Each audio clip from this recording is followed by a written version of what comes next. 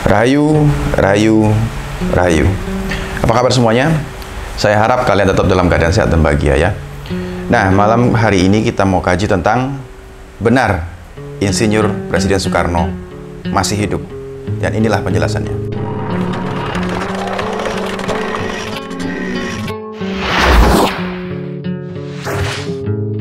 Nah, sebelum kita masuk dalam penjelasan, saya mengajak semua untuk bersama-sama atau bareng-bareng kita mendukung karya anak bangsa ya. Nah, di sini ada sebuah sabun yang dibuat oleh anak bangsa itu yang berfungsi untuk meredamkan atau menyembuhkan penyakit yang berhubungan sama kulit. Dia bagus untuk yang terkena gatal-gatal atau iritasi kulit ya. Dan bahkan ini pun sabunnya dari herbal. Itu bagus sekali, wanginya juga sangat bagus. Dan yang paling penting adalah keuntungan dari penjualan sabun ini akan dibagikan atau akan diberikan kepada orang-orang yang membutuhkan. Itu yang paling penting ya. Dan kita mengharap semua ikut serta memberikan manfaat kepada semuanya ya. Yang menciptakan produk dapat manfaat dan yang membeli juga dapat manfaat, dan orang-orang yang membutuhkan pun juga dapat manfaat ya. Nanti untuk pembelian sabun tersebut, sabun ini nomornya saya taruh di deskripsi ya. Langsung saja nanti hubungin nomor tersebut. Nah, saat ini kita masuk dalam penjelasan tentang benar tentang Soekarno masih hidup. Beberapa hari ini kita dihebohkan memang dengan berita yang viral mengenai keberadaan Insinyur Presiden Soekarno, apakah benar masih hidup. Dan berita ini sangat heboh karena banyak sekali orang-orang awam yang kaget mendengar berita ini. Karena istilahnya buat orang awam sulit dilogikakan. Jadi banyak sekali yang antara percaya dan tidak percaya. Tapi untuk beberapa orang pelaku spiritual, justru berita ini sudah sering didengar ya, sejak zaman dulu, bahwa Insinyur Presiden Soekarno atau Paduka Soekarno itu benar masih hidup. Ya, karena memang banyak sekali cerita-cerita atau banyak sekali juga orang yang menyaksikan sendiri. Nah, saya akan coba menjelaskan dari sisi yang berbeda, yang dapat diterima oleh semua kalangan ya. Nah, sebelum saya jelaskan, saya akan kutip dulu sebuah kalimat dari Ki Hajar Dewantara. Ya, beliau mengatakan hal ini pada saat Bung Karno sedang menjenguk beliau sedang sakit. Ki Hajar Dewantara mengatakan kepada Bung Karno pada saat itu, "Kutitipkan negeri ini kepadamu." Dan kalimat ini diberikan kepada Paduka Bung Karno.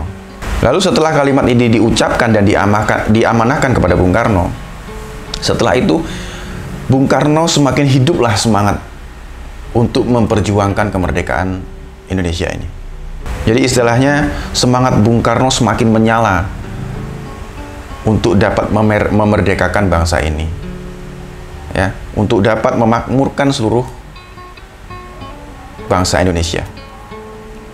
Ya. Dan setelah itu, dalam proses perjalanan Bung Karno, lalu Bung Karno juga mengucapkan hal yang sama kepada masyarakat Indonesia atau kepada rakyat atau kepada bangsa Indonesia. Kutitipkan negeri ini, kutitipkan bangsa dan negara ini kepadamu. Ya.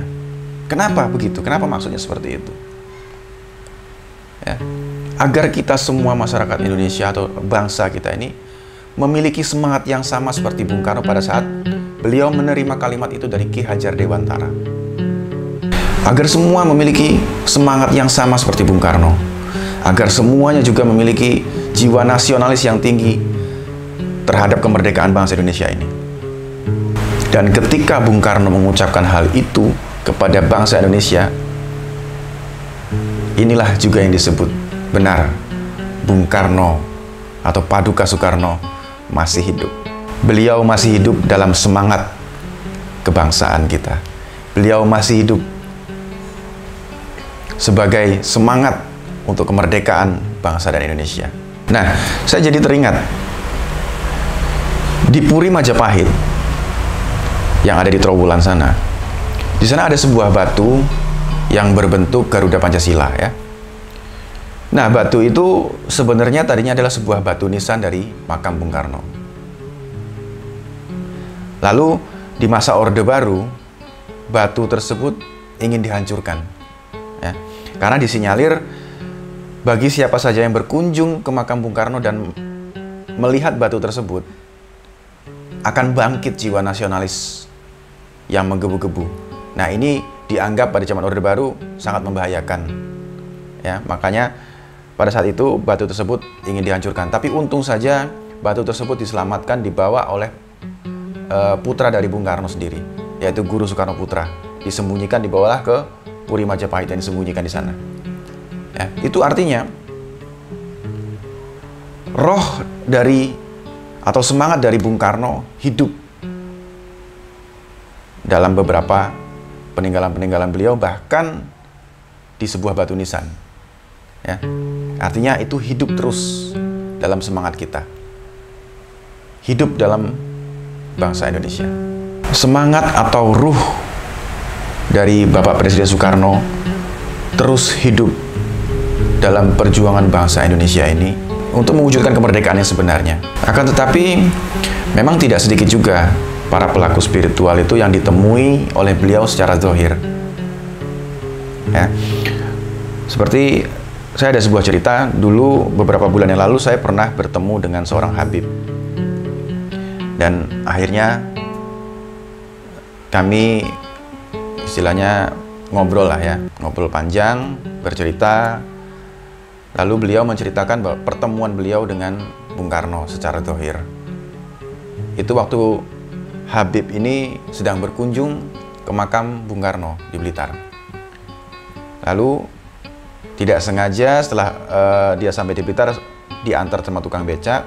Lalu pada saat dia mau masuk ke makam, dari seberang jalan seperti ada yang memanggil. Ya, satu sosok dengan pakaian yang sangat biasa memanggil dengan menggunakan caping, ya. Lalu diperhatikan dengan sesama oleh sang Habib. Setelah ia sadar ternyata itu adalah Bung Karno. Lalu bergegas beliau langsung menemui Bung Karno. Nah, itu kan salah satu cerita yang atau kesaksian orang-orang yang pernah bertemu secara zahir, ya. Dan ada lagi sebenarnya.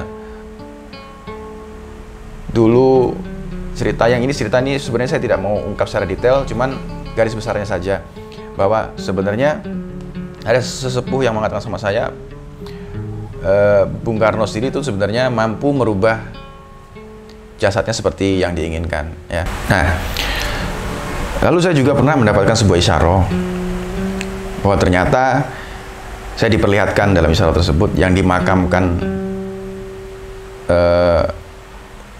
di dalam makam Bung Karno itu ternyata memang bukanlah jasad, melainkan gerbong pisang. Saya pada saat itu nggak tahu, itu memang saya benar tidak tahu. Saya mendapatkan isyarah itu, lalu saya tanyakan kepada sesepuh, dan ternyata beliau membenarkan hal itu. Nah, ada sebuah isyarah juga yang saya dapatkan, ini cukup penting menurut saya untuk diketahui kita semua, ya. Dan di dalam isyarah tersebut, Paduka Soekarno mengatakan kepada saya bahwa yang dapat mengembalikan kejayaan Nusantara dan Indonesia ini adalah orang yang memegang wahyu seperti aku dahulu. Artinya, wahyu yang dimiliki oleh Bapak Presiden Soekarno itu sudah dipindah ke jasad yang baru. Dan beliau tetap hidup dalam semangat kita semua. Beliau juga hidup di antara halus dan wujud. Yang halus memberikan petunjuk kepada yang wujud, dan yang wujud itu adalah jasad yang baru dengan wahyu yang dahulu.